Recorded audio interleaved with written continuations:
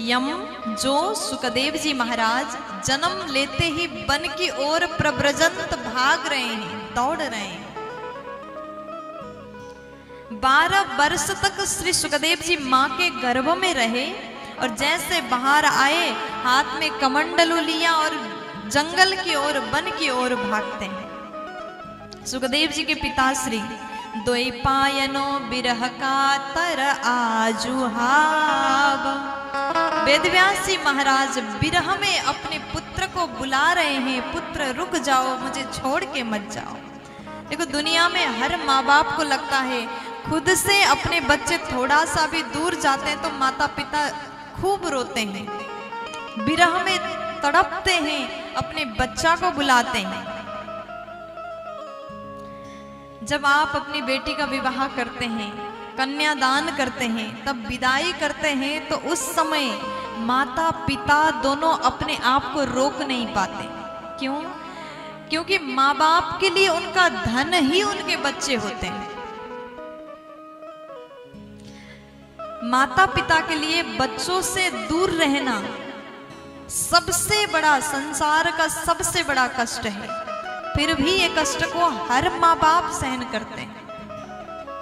आज वेदव्यास जी महाराज अपने पुत्र को जाते हुए देख करके बिरह का तर आजुहावा, बिरह में तड़पते हुए पुत्र को पुकारने लगे, बेटा रुक जाओ, मुझे छोड़ के मत जाओ।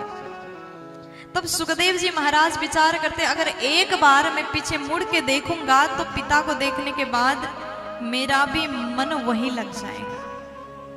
तो एक बार भी मुड़ करके नहीं देखा। सुखदेव जी महाराज जंगल की ओर चले गए। जैसे सुखदेव जी महाराज चले गए, व्यास जी रो रहे हैं।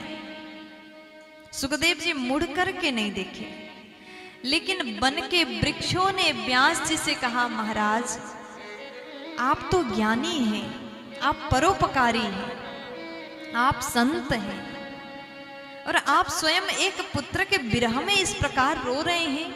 हमें देखिए, हम वृक्ष में कितने फल लग जाते हैं, लेकिन हम चाह करके भी एक फल को भी अपने पास में बचा करके नहीं रखते। वृक्ष को जरा देखिए, वृक्ष का जीवन परोपकार में ही बीत जाता है।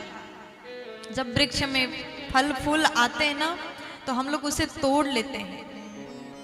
एक फल भी अगर वृक्ष में बच जाए तो पत्थर मार के तोड़ेंगे, लेकिन एक फल भी वहां बचने नहीं देंगे। फूल को तोड़ेंगे, फल को तोड़ेंगे। जब वृक्ष फल फूल विहीन हो जाए तो लकड़ी को भी काट करके उपयोग करेंगे। इस प्रकार वृक्ष ने अपने पूर्ण जीवन को परोपकार में व्यतीत कर दिया। लेकिन हम इंसान होकर के हमने क्या किया जीवन में? अपने जीवन को देखिए, आपने कभी किसी का भला किया है? कभी आपने अपने जीवन में परोपकार किया है? आप अपने आप से पूछिए, जवाब आप स्वयं को प्राप्त होगा। परोपकार किया है तो बहुत अच्छी बात है, परोपकार नहीं किया है तो कभी कभी कर लिया करो। ये मानव तन भगवान ने हमें दिया, केवल खुद के लिए जीने के लिए नहीं दिया। आपका ये शरीर दूसरों के लिए भी कुछ कर सके, तभी आपका जीवन जीना सार्थक है। परोपकारार्थ मिदम शरीरम, ये शरीर परोपकार के लिए प्राप्त हुआ है। वृक्षों ने कहा कि व्यास जी आप इस प्रकार रो रहे हैं, आप ज्ञान रूपी वृक्ष में जीवन में एक फल लगा है, सुखदेव जी रूपी फल, और वो भी जगत के कल्याण के लिए निकल रहे हैं, लोक हिताय, सभी प्राणी के कल्याण के लिए जा रहे हैं, फिर भी आप रोक रहे हो, ये आपको शोभा नहीं दे रहा है। व्यास जी समझ गए, मेरा पुत्र साधारण नहीं है, ये समस्त प्राणी के हित के लिए निकल गया है। तब व्यास जी लौट करके वापस अपने घर चले गए। सुखदेव जी महाराज जंगल में जाकर के भगवान का ध्यान करते हैं, तपस्या करते हैं, भगवान का स्मरण करते हैं। ऐसे परमहंस श्री सुखदेव जी महाराज को हम सब नमन करते हैं।